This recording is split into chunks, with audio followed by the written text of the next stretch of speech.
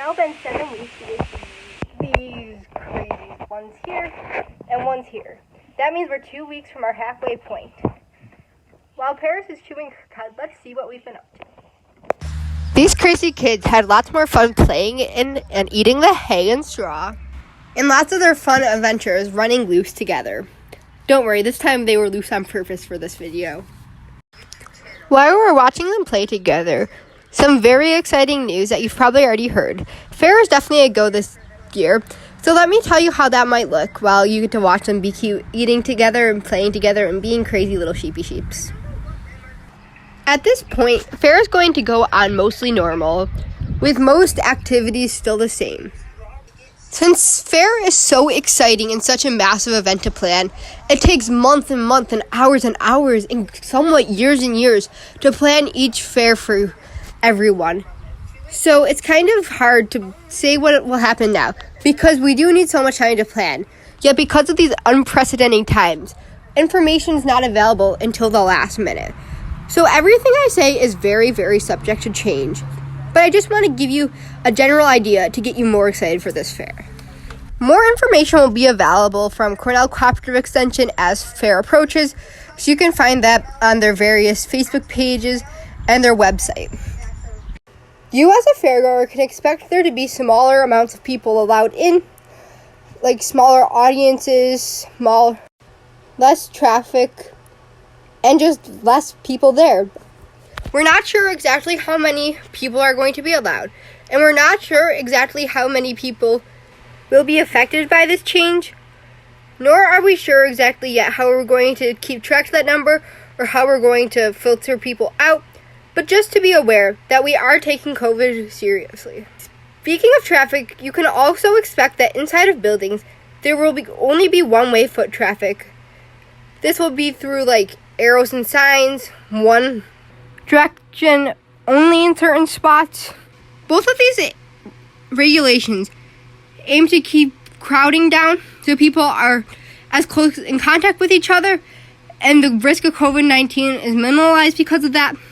Again, I am nor anyone else are not exactly sure yet exactly how this is going to look, exactly how this may affect you, or how many.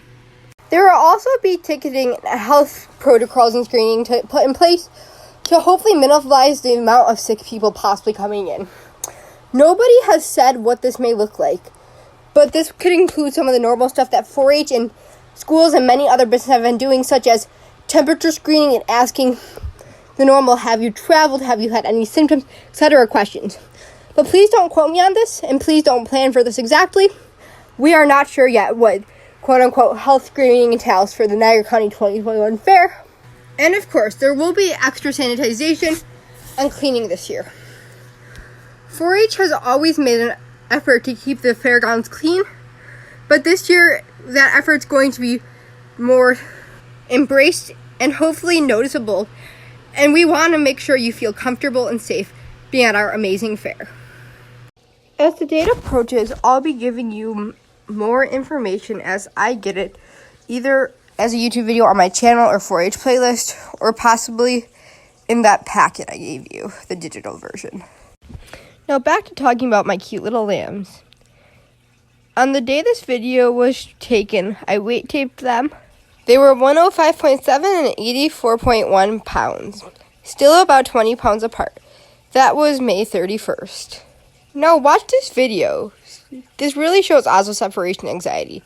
See, he goes for a drink but Paris doesn't come out, so he runs out too. But his separation anxiety is getting better.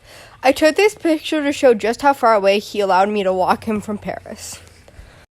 We're still working on separation anxiety.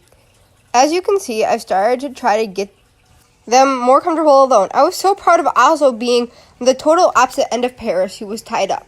Oh, and notice their cool new halters in these pictures.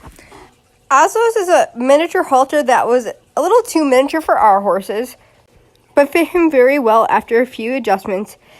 And I bought Paris's Wednesday from Tractor Supply. It's technically called a goat halter, but there's not much of a difference.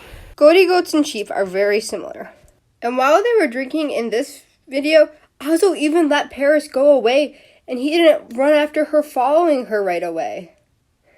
He's definitely coming a long way. Celebrating small victories is important with any animal. Since I mentioned their halters, I'll just say that I bought the buckle kind of halters for them just because they're easier to tie with, as I explained in my week 6 video. Here's what getting their regular halters on and off looks like. I still prefer to work them in the slide-on halters, just because that's what they're used to, and Paris seems to like that a little more. Although the real sheep are way cuter, let me update you on the painted sheep. I ended up making a second painting, and I decided that the second painting is the one I'd give to Oslo's stall. Here's me painting Oslo himself. I was so worried that I changed my mind that as soon as I decided what painting was going to be for the sheep and what one I would save, I painted his name on it right away, so there was no going back. Back to the real cuties. I didn't get to do much working with them this week, just because it was still hot out, playing, exploring, and being crazy together.